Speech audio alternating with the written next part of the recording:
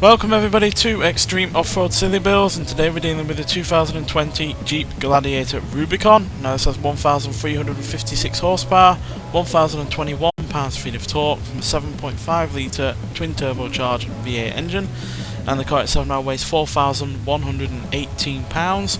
Already came with all-wheel drive, but now it has off-road suspension and off-road tyres. And it can now do 0 to 60 in 3.081 seconds, 0 to 100 in 5.699 seconds, and it will do 219 miles an hour. And when I say off-road tyres and off-road suspension, I just mean the off-road suspension and tyres that you can get on this game. Obviously it was already quite high in terms of ground clearance and had big chunky tyres, but now they're even bigger and the ground clearance is even slightly higher. So yeah, it's going to be interesting to see what this off-road vehicle can do. Off-road vehicles tend to not be all that quick on this series for whatever reason,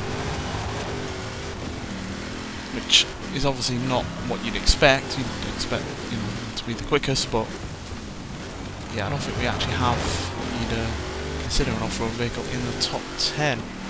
So yeah, not expecting this to be all that quick, because yeah, like plenty of other off-road vehicles, it's still quite large, it's still really rather heavy, and yeah.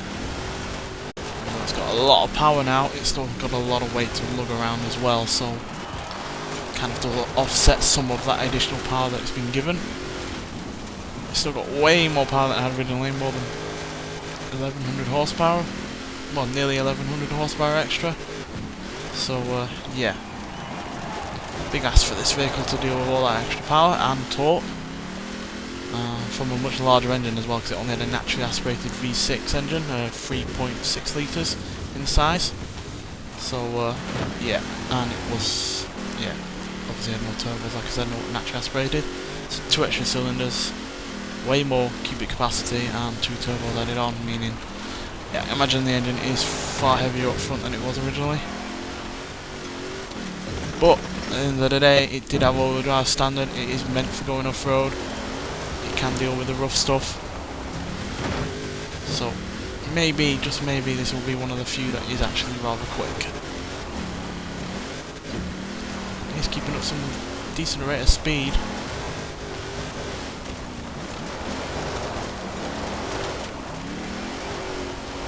So he doesn't seem to be struggling with the power all that much. Then again, that could easily be the lack of traction given the engine the ability to put the power down, but here we go, 167 across the finish line, so fairly quick for such a large heavy vehicle, and a time of 2 minutes 1 second .849. So yeah, not quite into the top 20 or anything there. Yeah, it's literally just outside of it. It's come right into 23rd place, beating the 2007 Peugeot 207 Super 2000, which, you know, is a rally car and far lighter than this. So that is surprising how quick this is 0.1 of a second quicker than that. And it's also quicker than the Donkervoort D8 GTO, Ford GT40 Mark 1, Ferrari Portofino, Austin Healey Sprite Mark 1, and a Holden VL Commodore. And in terms of off-road vehicles, it's also quicker than a Toyota Hilux Arctic trucks, a Lamborghini Urus, GMC Typhoon, Maserati Levante S, a couple of Celicas that were obviously rally cars in their day, but obviously we had the road cars version, so I'm not sure whether or not you can count that. But it's also quicker than the Ford M Sport Fiesta RS that we took out not long ago, which again, like the Peugeot 207 rally car, is a lightweight rally car as well, so that is surprising, as well as GMC Cyclone, Porsche Macan Turbo, and a mixed Mini X-Ray 04 Racing Countryman.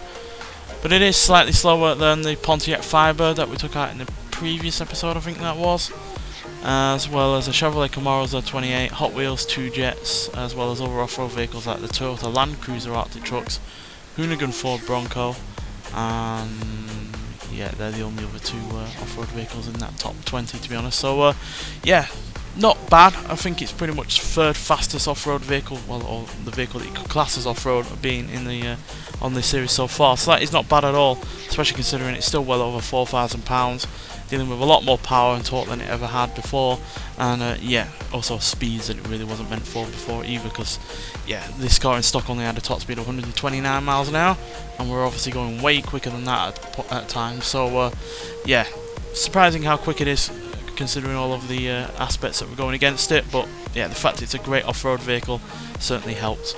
Nonetheless, thanks for watching, and I'll see you in the next one. Bye!